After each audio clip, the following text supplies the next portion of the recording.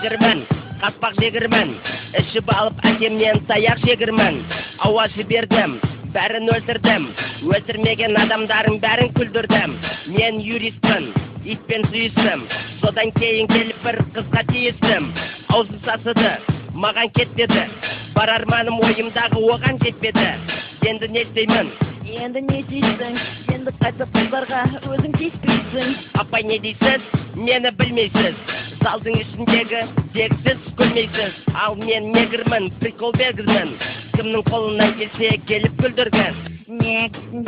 Негірлерім, неге